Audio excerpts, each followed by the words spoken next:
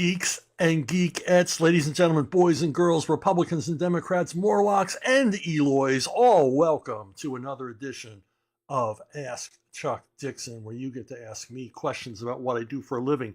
And what I do for a living is I write comic books. Let's not waste another second of your precious time. Eyes on the road, everyone, as we begin. Christopher Cohen, you spoke about the Fourth Sleeper as one of your favorite Captain America stories. If you were to write Cap, would you consider bringing the Sleepers back? I was always disappointed Marvel never tackled the fact that there was a Bundist movement in America and could further see potential in that being tied to a sleeper plot. Also fun to explore might be a story series set during World War II that details which heroes fought the original Bundist on American soil while Cap, the Invaders, and the Howling Commandos were on the Western Front. If I was given Captain America as a assignment, for like a year-long run, I would definitely have I believe a fifth sleeper. I think the number of sleepers in the original series was 4. Definitely introduce a fifth, most deadly, most horrible, most outrageous sleeper of them all. Absolutely, I would do that. And because as I mentioned in the earlier video, the sleeper story so perfectly tied Cap's past to his present, emphasizing his role in World War II and the fact that he was here still walking around the planet in quote unquote modern day and still fighting the Nazis, even long after the Third Reich had ended. Now, you mentioned the Bundist movement, which many of our listeners won't know anything about. There was an organization called the German American Bund. And it was, people of German extraction. And basically, it was an American Nazi movement. And it was a real thing. And as you can see in this picture, uniforms, ceremonies, all the rest of it. And it was quite widespread. Now, something that a lot of people don't realize is that at the time of World War I and the time of World War II, there were a lot of, first and second generation immigrants to the United States. Our population had exploded with people coming in to Galveston and people coming into Ellis Island. But what a lot of people don't realize is that the majority of those immigrants were from Germany. Most immigrants from the early part of the century into the 1950s were of German extraction. And so to the Nazis in Germany, in Berlin, America seemed ripe for a Nazi movement to take power in the United States, much the same way it had in Germany. Discounting the fact that we were a more free-thinking people, and we were a more polyglot nation than Germany. Anyway, now I learned about the German American Bund. Obviously, it was long gone by the time I was born, but I learned about it from a good friend of my father's, who was a young man in the 30s. Eventually went on to serve in the United States Marine Corps in the Pacific Island landings in Japan. But Jimmy Martin, our good friend, was a Mennonite, raised in a Mennonite family in Lancaster, Pennsylvania. And if you know anything about Lancaster, Pennsylvania, it's home to the Pennsylvania Dutch. Pennsylvania Dutch are actually German. They're not Dutch. And I guess the Nazis saw Lancaster as probably a hotbed, a great fertile ground for growing an American Nazi movement, because there were so many Germans to this day that live in Lancaster County. And he said as a kid, they would bring school buses. And you'd get on the school bus, and the school bus would have a swastika on the side of it. And you would get in the school bus. And they would take you out to a park, and they would give you rifles to shoot and serve hot dogs and soda, all free. And this is during the Depression. So this was a big, big attraction for kids back then. And he told us, he said thousands of kids would be in this park. It was like a Boy Scout jamboree with swastikas and Maltese crosses, and they would march around with flags and shoot guns and listen to speeches about, subhumans and all the rest of it. So the German-American Bund was a real thing, and it would be cool to see the Marvel universe pitted against that in Golden Age Marvel era. DC had their own, homegrown heroes battling the saboteur threat in the homeland. The Newsboy Legion with their superhero mentor, the Guardian, by Jack Kirby and Joe Simon, extraordinarily popular in World War II. But over at Marvel, I'd probably pick the Destroyer. Now the Destroyer is often depicted on the front lines and everything else, and he really is kind of a frightening character. Even though he has striped pants, I might lose them. I don't know. Striped pants. Striped pants sort of indicate this guy knows he's such a badass. He can run around striped pants and cavalier boots, and nobody's going to say anything. But yeah, I'd probably be attracted to the Destroyer because not a whole lot has been done with this character, and he's a terrifying dude. Well, you get a twin spin, the coveted twin spin. Was the CrossGen Office workspace less manic than Marvel? And if so, why? The CrossGen workspace was the opposite of manic. It was all very organized, well-oiled machine. And that's not just because of the way it was administered or managed.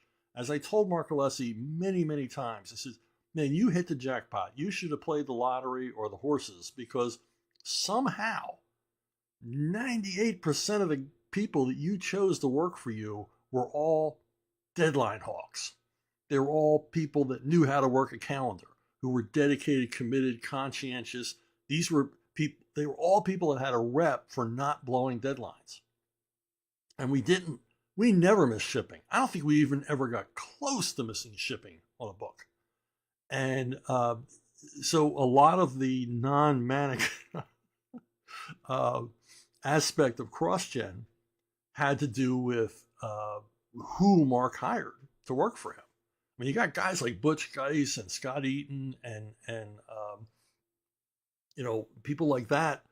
They're going to just kill. They're going to slaughter deadlines. They're going to move past the calendar. Paul Pelletier is just a monster for turning out his work on time. And each penciler drove their own team, so they made sure everything was done on time. And then, of course, he brings in me, who, I'm generally 6 months to a year ahead of my deadlines anyway, so I'm cranking the stuff out. And that's the way the bullpen ran. It ran like a machine. Now, I'm not going to say, it would not be true to say that the Marvel bullpen was manic because the people there working there were unprofessional. No, the editors working there were unprofessional. So the Marvel bullpen, God bless them, probably to this day, slave away, battling deadlines, slaying dragons every day because of mismanagement from the top. It was never their fault. We didn't actually have a bullpen. We had a production department. And of course, that ran like a machine too. Why? Because all of the work was being handed in on schedule. They knew each month. That's not to say there wasn't last minute rushes and things like that, but they were very rare and very few and far between. And because production had a tight schedule and they said, these pages need to be done by this date, they were always done by that date. So yeah, not manic, very quiet as you walk through the CrossGen. It was manic and dim. The lights had to be kept dim because of the colorists working on computer screens, which was an endless cause of complaints from the pencilers and inkers because they had to work only under their table lamps. So there was no overhead lighting. So it was and it was very, very quiet because most people had on headphones. They were either listening to music or talk radio or audiobooks.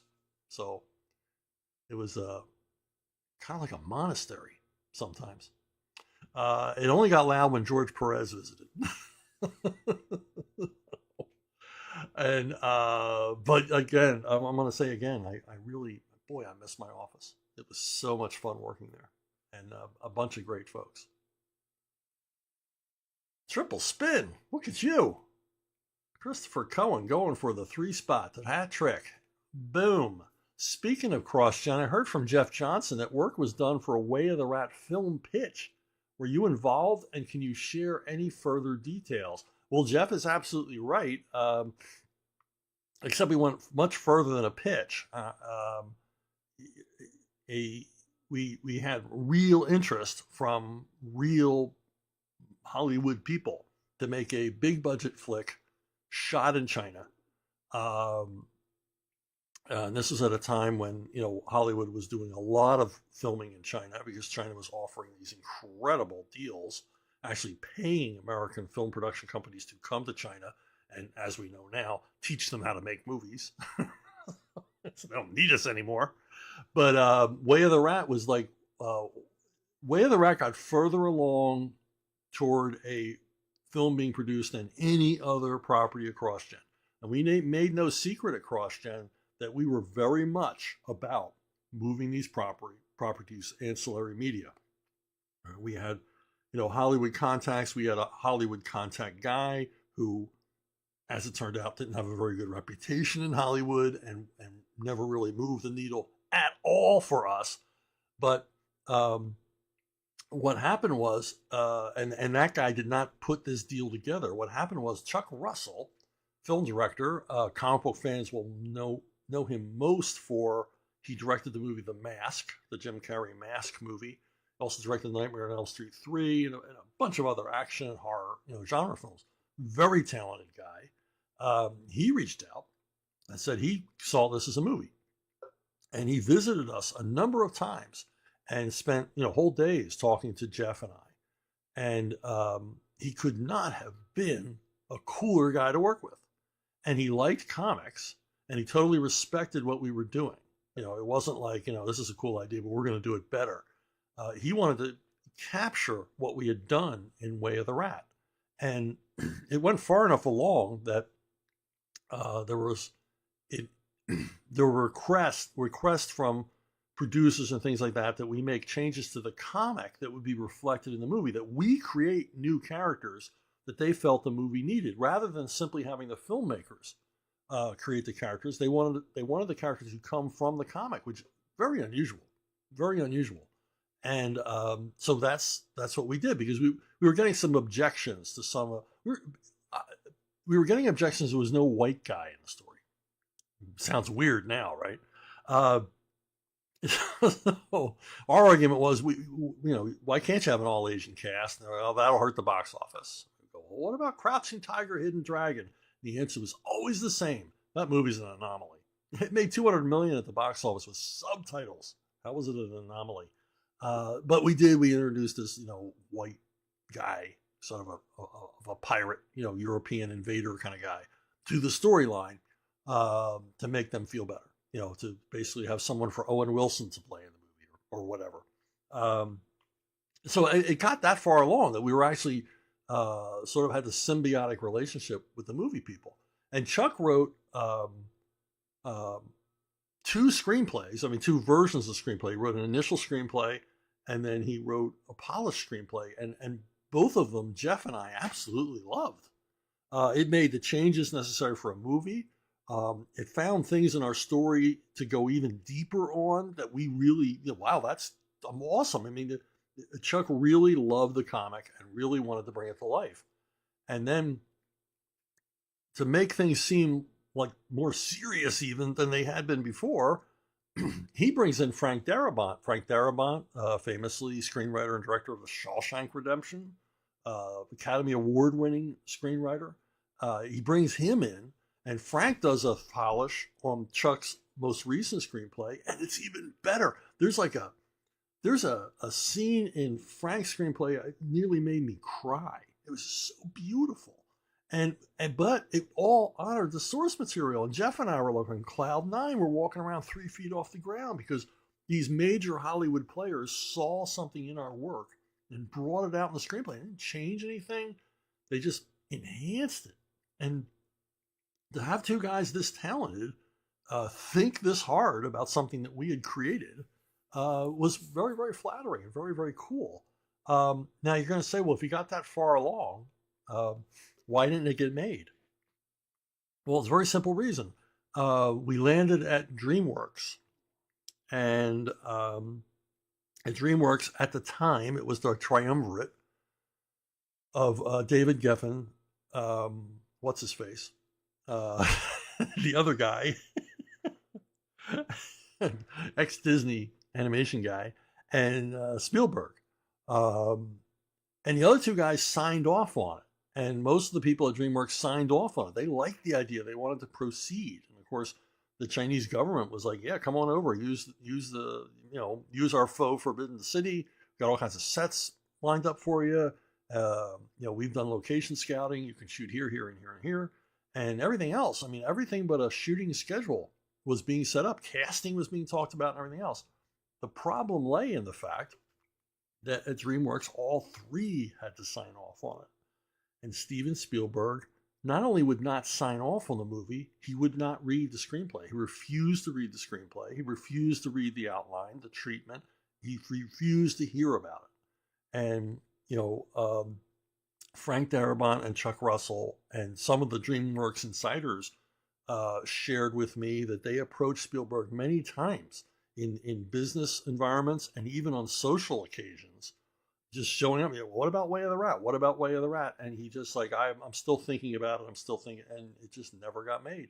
And the wheels came off at CrossGen, and that was the end of the project. And every once in a while, you'll see it get resurrected. I mean, there was a movie poster made. I know Hollywood does that a lot. Movie posters for movies that never been made, but that's how far along in the process it was. But it just never happened, sadly. And it would have been a beautiful movie. And I'm not saying that as a guy who, helped create the property. The screenplay was brilliant. Not because I'm brilliant, but just because these guys took it and ran with it. Made just an awesome, it would have been a tremendous adventure film and would have been an enormous moneymaker and the beginning of a new franchise. But, the less said about Steven Spielberg, the better, in my opinion. Okay, quadruple spin. Look at you. You're asking the awesome questions today. Christopher Cohen again. Finally, on the topic of Watchmen, in addition to The Outer Limits, have you read a novel called Wild Card by Raymond Hawkey and Roger Bingham? Published in 1975. Its plot is almost identical. And I can't believe more hadn't read it. I have not read that one. I might seek it out. I stopped reading science fiction. I was a voracious science fiction reader. Kind of stopped reading around that time because I think I'd read all the good stuff. A lot of the new stuff coming out, quite frankly, sucked. But there's another novel from around that time period, Man Plus. It's similar. It's not about a faux invasion from space, but it is about taking a human and genetically altering them so that they can live on Mars, which is interesting. And I can't believe it. I'm sure Alan Moore read that one as well. Jason Shepard. How long does it take to put together an episode of Ask Chuck Dixon? Well, frankly, the longest part of it is putting the visuals together. I mean, if I could just line up the questions and answer them, I could put together an episode in a matter of hours. But I get all involved in picking visuals. It's the most tedious part, but in a way the most fun part is finding the visuals to go along with this, which is all wasted on most of you who only listen to this. I'm really wasting time. But the visuals not only enhance the videos if you're watching at home or watching on your computer at work while the boss isn't looking at you. The visuals also serve a purpose to remind me of what I meant to talk about. So I'll read the questions and put them into the video, and then gather the images. And as I'm doing that, I'm thinking about the question and how to answer it and what visuals go along with it. So it sort of sparks, gives my brain a jump start and acts as a mnemonic so that I can, remember what it was I was going to say by the time I make the video. Twin spin. Jason Shepard again. What is your opinion of the James Bond short timers? George Lazenby and Timothy Dalton. I liked Lazenby. I mean, he had the physicality and everything else of Sean Connery. Not as much of the charm, not as much of the coolness, but boy, what a high bar this guy had to make. Because I mean, Sean Connery was James Bond, And to my mind, to this day, still, he is the ultimate James Bond. There's no replacing Sean Connery, but Lazenby took an awfully good shot at it. And tough situation. He was aided and abetted by the fact that the movie's really good. On Her Majesty's Secret Service is one of the better Bond films. It's got everything, and it's got everything, and Diana Rigg and Telly Savalas. So I mean, it's a hard combination to beat. Terrific chases. Really, it's one of the better Bond soundtracks. Just, it's a great movie. The only downfall for Lazenby was he didn't want to do it again. Can you imagine that? He thought he was going to go on to bigger and better things. And I can only think of one other movie I ever saw the guy in. Why he decided not to continue as Bond, I will never understand. Perhaps he had an agent or a manager who was a complete moron. Because, this guy could have made the next 4 Bond movies and retired. But he didn't. He just went away into obscurity. Timothy Dalton he seemed like he had all the things to be Bond, but I never really bought him as Bond. He always seems sort of, Bond is a prick. I mean, that's what we love about Bond. He's a complete a-hole, completely self-absorbed, completely about himself and the pleasures of the flesh and all the rest of it. That's what we love about the guy. He's the ultimate negative male fantasy figure. And he's got all the negative male stereotypes. He doesn't care what anybody thinks. He's a womanizer. Broken hearts mean nothing to him. He abuses his body with, liquor and alcohol, everything else. And Dalton would seem to be the perfect choice, except he just seemed like, with Dalton, he seemed like more of a jerk than Bond should be.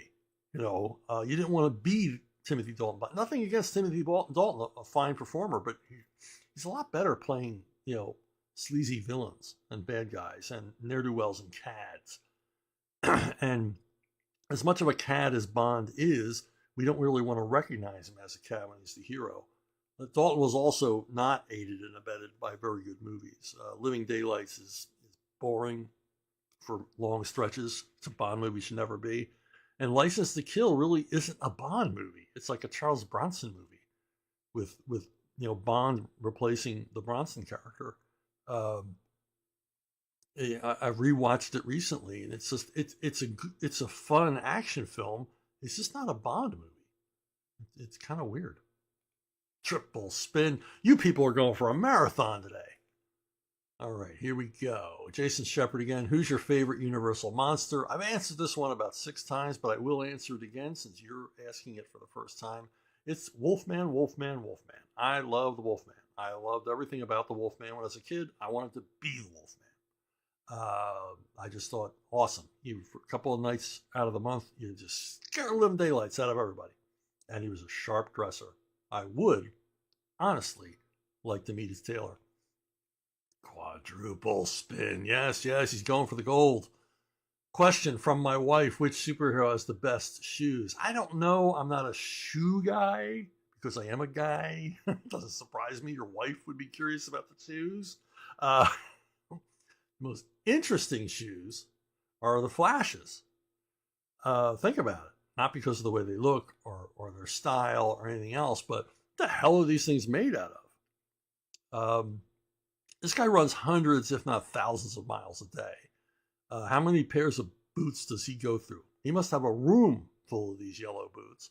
He's going to wear those soles out. He's going to wear the uppers out. He's going to wear it all out. Not only is the mileage he's putting on it, but these shoes must be the most amazingly ergonomically engineered shoes ever.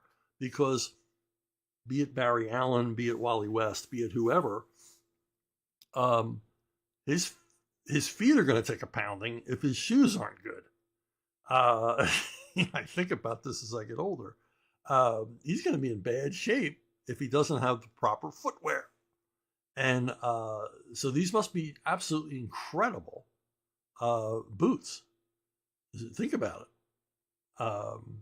And you'll see what I mean. Why did I take that off? Boom. Quintuple spin. I think Jason wins the day with What is your opinion of Tom Clancy's Jack Ryan? I feel like every few years someone tries to make him the next big franchise, but he never seems to catch fire. What are your thoughts? Um, Look, he's been played by everybody. Uh, Alec Baldwin, Harrison Ford, the guy from The Office, even Ben Affleck. Uh, and I think he can be played by all these people because he's not a very interesting character at root. At heart, Jack Ryan is a cipher. He's a stand-in. There's not really anything terribly interesting about this guy to make you want to read a book just about this guy. He's put into situations that are fraught with danger and suspense and all the rest of it. And that's what Clancy relied on. He just needed a character to take you through this. And so he should have learned from Michael Crichton. Michael Crichton created the same kind of characters, but he, characters who are really good at stuff, characters who are expert in certain areas. But Crichton always put just enough of a frisson of interest into each of these characters to make them interesting, to make you care about them and make you like them. And I don't think that's the case. I mean, you like what Jack Ryan's doing, but you don't really necessarily like Jack Ryan. The other problem with this series is let's face it, Tom Clancy's books are created to appeal to right wingers. There's no other way to put it. These books are written for conservatives. These for war hawks, for neocons, for people that are really interested in America extending its power overseas, and American supremacy in espionage and warfare and all the rest of it. And all too often, the different series made from these soft pedal that aspect. And by that, I mean, if Tom Clancy's writing about, Chinese communists or Islamic fundamentalists or whatever, for some reason, the TV series and movies always want to change it to either white supremacists or Russians or Serbians or something that Clancy didn't write about, so that, there's a conservation of risk there. Hollywood afraid to offend people who might actually blow up their studio.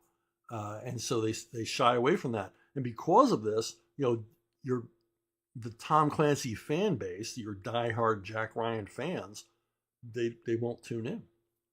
They won't, they're not interested because they don't follow the books. They don't give them what they were looking for in the books, which was, America, hell yeah, kind of stuff.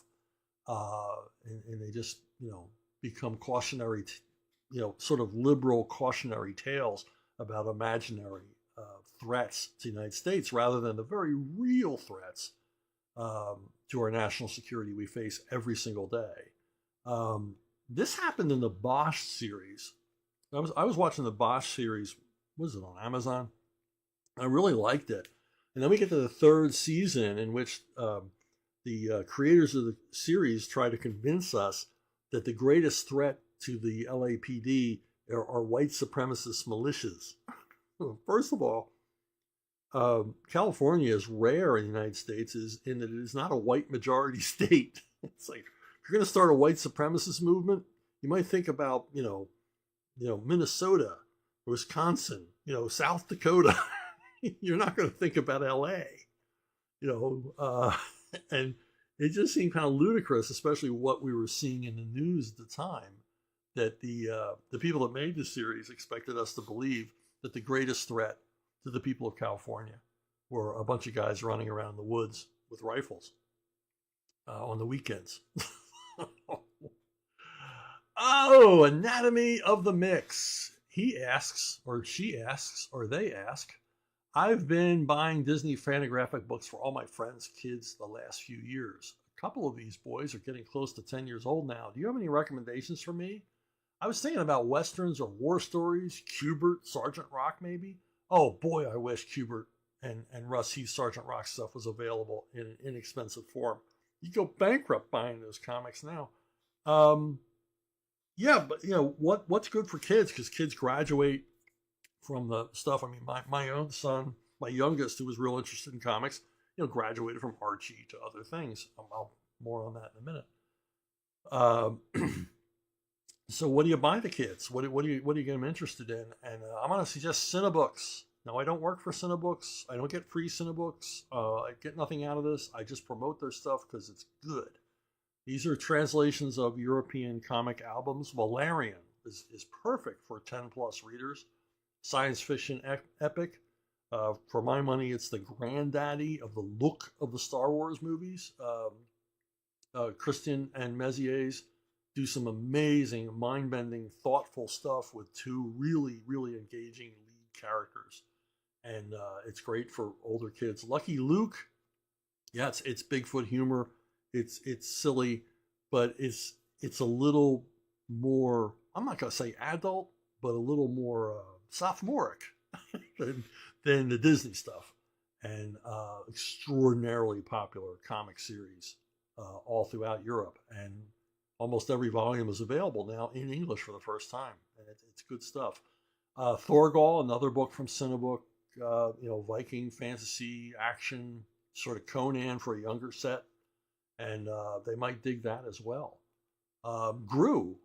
Why not move on to Gru? Yeah, that's the one my youngest really moved on to. He stopped reading Archies and got heavily into Gru. And you might say, well, how is this different than the Disney stuff? It's a little bit more of a sarcastic humor, sardonic humor, a little more snarky. And 10-year-olds, they're getting into that, 10 into their, early teens. This is probably a good one to switch to. And there's numerous collections available of this that I don't think will, rob your pocket too much. Another company to look at is Epicenter Comics, doing largely adventure stuff. Their series, The Magic Wind, which is sort of a Western combined with supernatural. I mean, Edgar Allan Poe is a recurring character in this series. Really fun, really good stuff. And of course, my favorite Western of all time, the greatest Western comic ever produced, Tex. Some of these are pricey. The Tex volumes go for about $30, but they're like 300 pages long. It's like reading a novel. It's like they're like huge, and they're beautiful, oversized hardcovers. And it might be something the kids would like. And the visuals and artwork, absolutely stunning. Another one I'll recommend from Epicenter. This is out of print, but you might be able to find it. And then Epicenter is always going back to print with their more popular titles. Zagor and the Lost World, another big, fat, honking 300-page book for under $30. Absolutely gorgeous artwork, mind-blowing artwork, puts you in the mind of, Jules Verne, Edgar Rice Burroughs, Sir Arthur Conan Doyle. Just amazing stuff. And I think 10-year-old, 11-year-old, 12-year-old boys would just go ape over something like this. And on the war end, there's an excellent book still in print called Dogs of War. And it presents, I think, 3 stories of canines throughout history, including World War I, World War II, and modern day war on terror. And this is a really good comic, a really good war comic, very accurately portrayed and very, very interesting. And I think any boy who's into comics and into reading would love to have this. And it's readily available. You can check it out on Amazon. Levi Sweeney. What can today's young comic book writers learn by studying American comic books published before 1985 or so? Before the rise of Alan Moore and Frank Miller, it seems to me that a lot of older comic books may lack inspiration, but are abundant in good craftsmanship. I will argue that they lack in inspiration. Over at Warren, when I was a kid, this was like the high watermark of comics for me. It was all the greatest comic creators being paid, high page rates to do their best work, and given a lot of freedom by James Warren and, at the time, editor Archie Goodwin.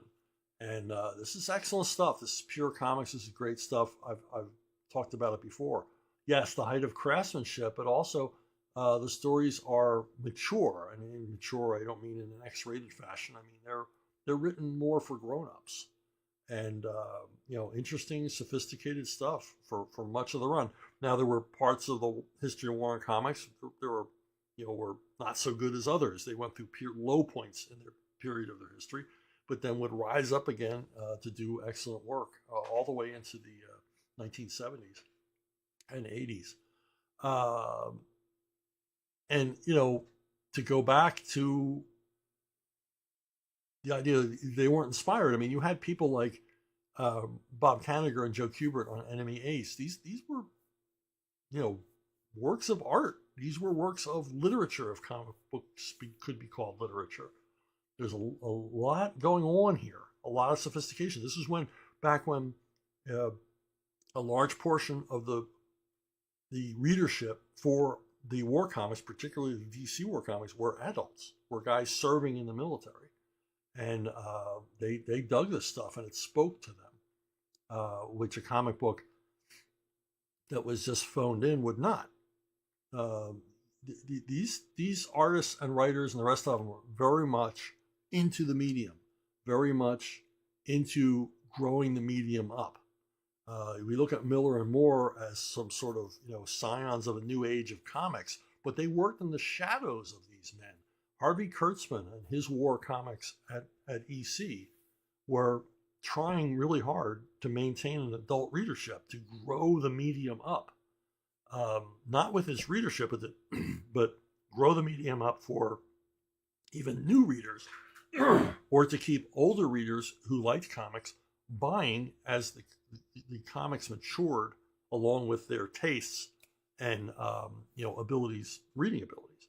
And these stories in these EC War comics are heartfelt and interesting and emotionally driven, as well as being wonderfully researched and dramatic and suspenseful and all the rest. And they were also laying down new ground rules for storytelling, making this comics more and more cinematic. These were serious comic book creators who liked this medium and wanted to be in this medium. They weren't moonlighting in comics. This was their calling. And of course, Carl Barks. Anyone who wants to be serious about the comic book medium needs to study Carl Barks. He invented comic book writing, and there's still so much to learn from everything that he did. But generally, you got Will Eisner, you got Kurtzman, you got Kubert, and these guys are still to this day worthy of study, worthy of looking at. And if Alan Moore and Frank Miller were here by some unlikely chance here in the room with me, they would agree.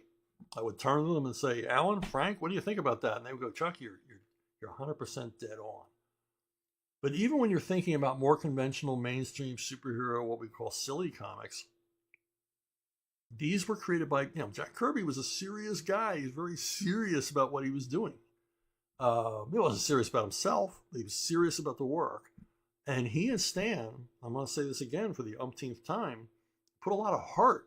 They brought heart to the superhero genre, a genre which was just palmed off for kids. It's just, these are just sort of shallow, empty adventures meant for a moment's distraction for children. And they really brought emotional weight to these crazy characters. And you gotta tip a hat to them for that. And you cannot say that they lacked inspiration.